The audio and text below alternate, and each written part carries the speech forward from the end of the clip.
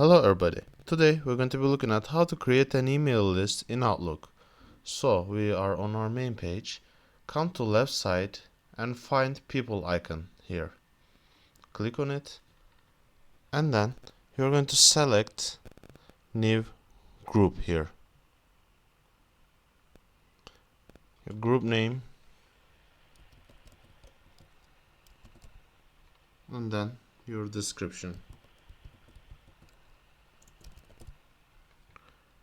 Create it.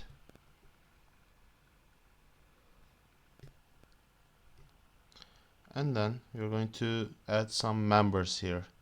I'll go on and add myself and then click add. And there you go. You can send emails here and do other stuffs. Hope that I could help you. Thanks for watching. Take care.